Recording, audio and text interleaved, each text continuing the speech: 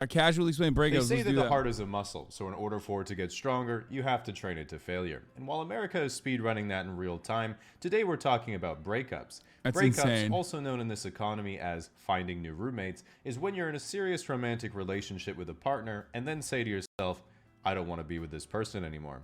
You then think, maybe a dog will fix this. When that doesn't work, you then think, maybe a kid will fix this. But I digress. I didn't mean to drag you into this. Conventionally, a breakup occurs in 5 stages, so I thought I'd go through each one step by step so you can see sad, where I and think. if you're on that timeline. Stage 1. The first stage of a breakup is always the hardest, which is finding someone to date in the first place. A reason why this stage is important is because the way that you get into a relationship in the first place can really determine your individual attitudes towards each other as it progresses. For example, when a girl gets asked out and she says yes, she's thinking, wow, what a cool guy, I'm so happy, my life's going to be so much better. But when a guy asks out a girl and she says yes, he's thinking, uh-oh, she must be an idiot. Stage 2. Seeing red flags in the relationship. Now, if you're watching this and think you're in a good relationship right now, it might be a good idea to check for signs that it's heading south before it actually gets there. So I decided to browse r/relationship advice and Definitely a good idea.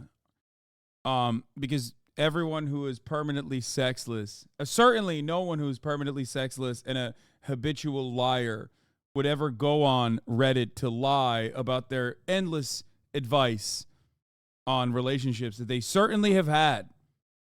Definitely. Teenagers just saying get divorced. Oh, Jesus.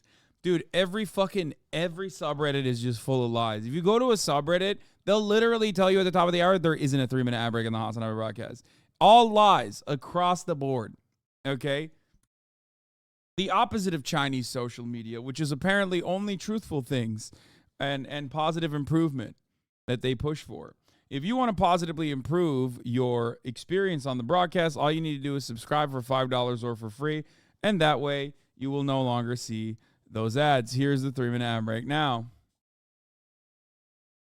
in order to become an expert on the topic so I can share some examples of more subtle red flags you might not pick up on and how you should respond. Let's say you've been dating your girlfriend for 5 years and you live together. One day she's at work and you walk into the living room and see a magazine open on the coffee table to a jewelry ad.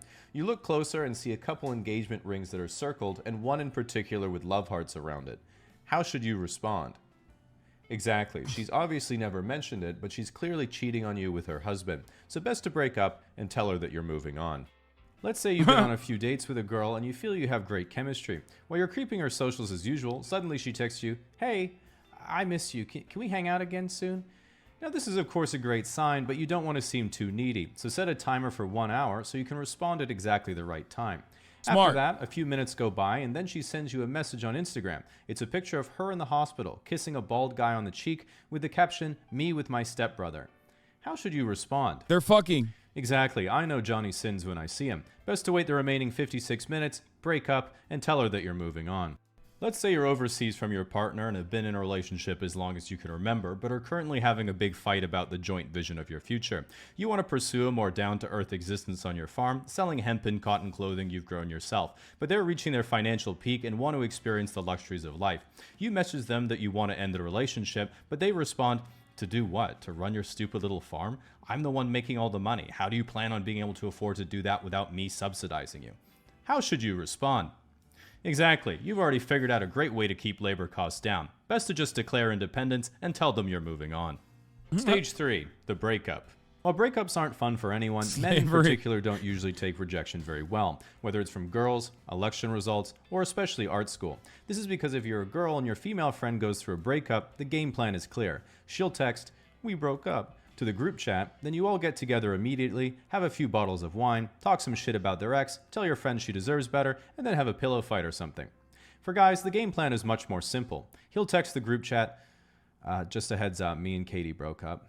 You then reply, "Damn, that fucking sucks, dude. You good?" He'll then say, "Yeah, I'm alright." And your job is done. What else could you possibly do? Now, regardless of whether you're a guy or a girl, whenever you're about to break up with someone, it's likely you'll start second-guessing your intuition, and it would be worth it if you struggled to replace them. So you have to ask yourself the most important question to see if you should go through with it. Who's going to pay the other half of the rent? While boomers and Gen X often complain that if you live with someone and break up, they get half your net worth. This, of course, isn't a problem for Gen Z or millennials because half of a negative number is pure profit. The real pain, of course, is losing custody of the houseplants. Similarly, one of the worst situations to be in when you're going through a breakup is when you have kids. This is the worst case scenario because not only is someone breaking up with you, but you also have kids. At some point, you really have to start wondering how you keep fucking up over and over again. Stage 4. Getting over it. Whenever you go through a breakup, the most important thing is to not wallow in your own misery. You should only do that if your ex finds someone new in 2 weeks and they're exactly the same as you but hotter. Now, one of the critical steps of getting over a breakup is thinking about how your own attitudes and behaviors contributed to the relationship falling apart and what you could do better next time. If you ask a girl what would prevent another bad breakup happening to them, they might say, I should be more attentive and affectionate, and maybe communicate my thoughts more openly instead of expecting. My ex broke up with me by saying he wasn't emotionally ready for a relationship, then got with his ex like 3 days later, lol. Well, you dodged a bullet there. They weren't emotionally ready to get with you. They didn't technically say they weren't emotionally ready to get back in a relationship that they were clearly emotionally ready for. All right, let's move on. Know and make sure I don't make them prioritize my feelings at the expense of theirs. To men, self-reflection is of course way too complicated, as we like to have simple, concrete steps rather than vague hypotheticals, which is why if you ask a guy what would prevent another bad breakup happening to them, the answer is a simple 2-step process. Bench 3 plates, Bugatti Chiron. After stage 4, we of course have stage 4. Now they say that one of the best ways to get over someone is to get under someone else, but when you've just gone through a breakup, it's likely been a while since you've been dating, and you might think, well, I think I'm a 7, so that's what I'm looking for. And then someone else will say, I think you're a 5. Now, in the dating market, this is called a bid-ask spread, and is essential to establish right away so you can see approximately what type of person is in your league. This is why when I get back on Tinder after a breakup, the first thing I do is set the radius to maximum, but you can pick any size of girl you want. Now, if you've only recently started dating again, the first thing you'll notice is how the dating meta has completely changed. If you're a girl, the first thing you're going to be thinking is, what the fuck is a Riz? And if you're a guy, you're going to be asking yourself, why does every girl I match with keep sending me links to viruses? The good news is that even though you might still be hurt by your fallen relationship, through the experience you've likely grown a lot as a person, so at least you'll have learned from your mistakes and won't have to do it all again. Stage 5. Do it all again. From this point, you simply repeat the process until you accidentally have a child, or you run out of money, or you try a polyamorous relationship until they go exclusive and you're the third wheel, or you get back with your ex and make it work because you overestimated your other options, or you realize that you can't say you don't like broccoli if you've never tried it, so you add grinder to the rotation.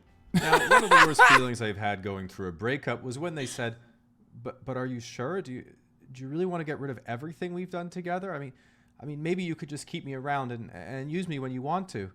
And as much as it hurt to hear that, Microsoft Edge really sucked at the time, and I never thought I'd have to do that to someone again until I found today's sponsor, the Opera One web browser.